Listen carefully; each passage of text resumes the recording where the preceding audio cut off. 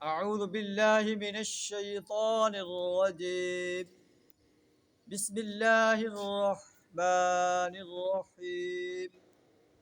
إذا الشمس كورت وإذا النجوم انكدرت وإذا الجبال سجرت وإذا العشار عطلت وإذا الوحوش حشرت صدق اللہ العظیم.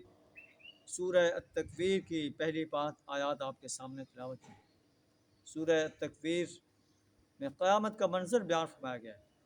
نبی صلی اللہ علیہ وسلم نے فرمایا من سرہ ان ينظر الى یوم القیامت کأنہ رأی عین فلیقرأ التکویر الانشقاق الانفطار.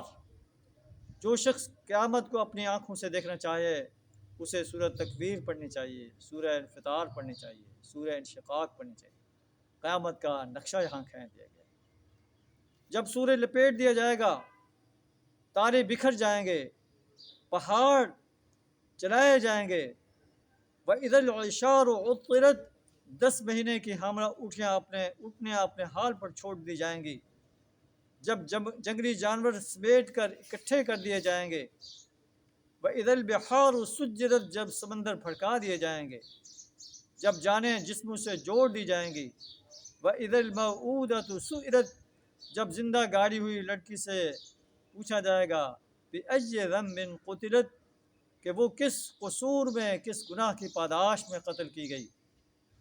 جو لوگ اپنی بچیوں کو زندہ گاڑتے ہیں یا اپنے حمل کو جو ہے بن چکا ہے اس کا اسقاط کراتے ہیں، یہ بھی بچی کو جو ہے زندہ گاڑنے کے جو ہے زمرے میں آتا ہے.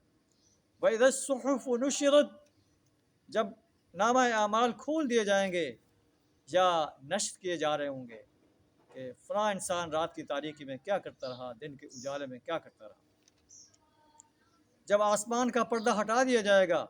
وَإِذَا الْجَحِيمُ سُعِرَتْ جب جہنم دہکائی جائے گی. وَإِذَا الْجَنَّةُ أُزْلِفَتْ اور جب جنت قریب لے آئی جائے گی. عَلِمَتْ نَفْسٌ مَّا أَحْضَرَتْ اس وقت ہر شخص کو معلوم ہو جائے گا کہ وہ کیا لے کر آیا. یہ ایک ایسا منظر ہے جو انسان کو ہلا کر رکھ دیتا ہے. آئیے اس منظر پر غور کریں اور اپنے آپ میں جھانکیں کہ ہم کیا لے کر جا رہے ہیں.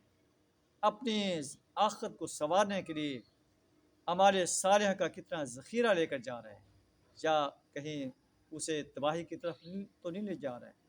وآخر دعوانا الحمد للہ رب العالمین.